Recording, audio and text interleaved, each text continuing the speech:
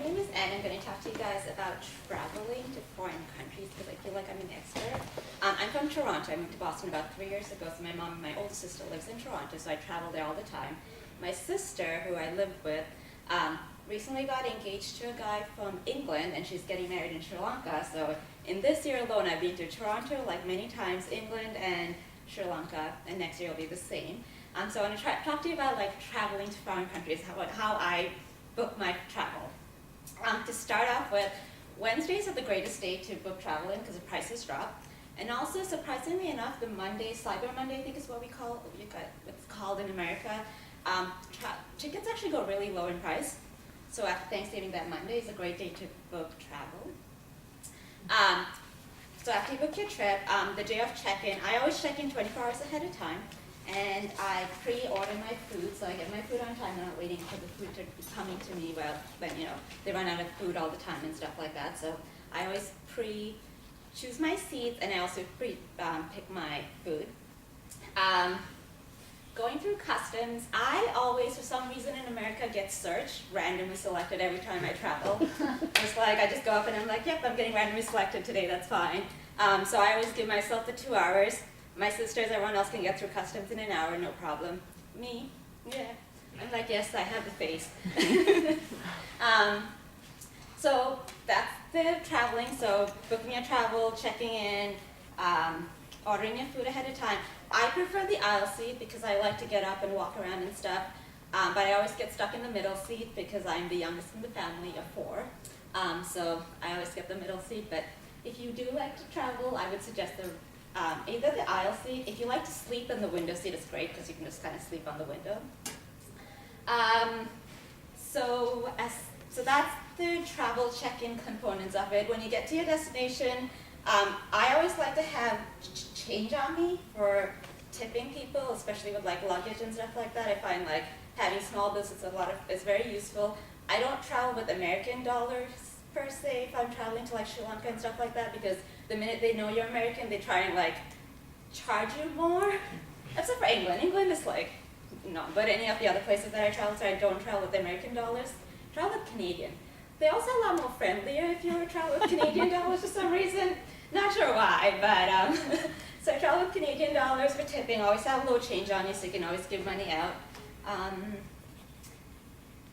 So you get to your destination, enjoy your travel, and then you do it all again on your way back. Right. I talk fast, I know. All right, preemptive strike. Oh, it's fine. Yeah. I thought right off the bat you had some really great tips, and before I even started writing positive things about your tip, I wrote Mondays and Wednesdays. Just really great tips, really great information. Yeah, I'm going to piggyback on that. I also wrote down Cyber Monday and Wednesday. And great storytelling as well. I was very, very engaged with what you were saying, stuff like that. I also learned a lot. That was great. Really good voice projection. I didn't have any trouble hearing you. And eye contact too. You mentioned at the beginning that you talk really fast. I was able to understand everything and follow the whole story. It's fine. The tips obviously really helpful. See that you enjoy those trips. So,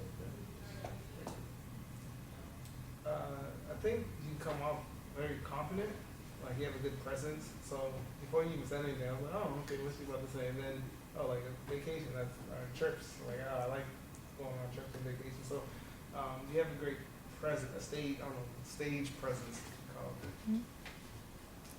I agree. I think you had a great presence, really good voice projection, and I liked your hand placement and movement. I agree with all of them, actually. I thought your presence was really good, and mostly because you could also, you have a really great smile, and so you'd smile a lot and kind of joke a little bit, which kind of kept me involved. Same on the smile. I think that was the best part, and you definitely looked like you knew what you were talking about, and you sounded so comfortable, like this is casual conversation here. Yeah, I know everybody said the smile, which is what I was going to hone in on, but you also do a lot with your eyes. You do. There's a lot of emotion coming through on the eyes too, so that's DNA, I guess. Can't help it. I don't have a poker face. My boss can read my face all the time. She's like, you need to get a better poker face when you're out there presenting. I'm like, So you come across as though you're really excited to be up there, you know, so there's like a lot of positive energy as opposed to nerves that come through. So it just seems like you're like, I can't wait to start, I can't wait to start. I agree with you, Andres. I didn't think you spoke too quickly. I think you spoke with a lot of energy, but in terms of, I wouldn't say it was too fast. I just think that there was a ton of energy in your voice, but not as a negative. I thought it was a positive. Yeah, and I agree with everything that's been said. You were just a very confident, and your vocal is so strong. Just your voice booms. So that's easy. So you want things to work on? So I thought you used the board as a distraction a couple times, and that's not even your presentation. There was a couple times where you looked back, I felt like, but you were still talking the entire time. Were you going to say something? Yeah, I was going to say the Sorry. board. That was the only thing. I thought, oh, but she's not really using the board. So you were just kind of looking back there, I don't know, to check yourself or something. So my recommendation for you is going to sound a little harsh, so I'll warn you. So you had all this positive energy, but it was so your vocal was kind of fast. But when you layered on all the little movement that you were doing up there, right? It's like you were a little firecracker, like just waiting to explode.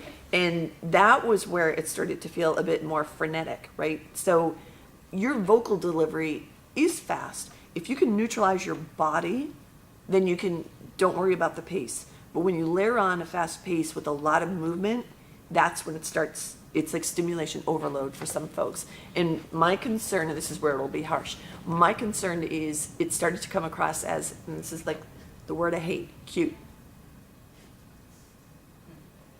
So, right, what woman wants to be cute? I mean, we all want to be cute, but not at work. So, and maybe it doesn't matter to men, but I would be concerned because you're young, right? You don't want anybody to assume that because you're youthful, you don't have a lot to offer. So I would think about how do I contain myself a little bit so that people don't discount you. And I think it's going to be a much easier journey for you to control your body and then let the rest of it go. Sorry.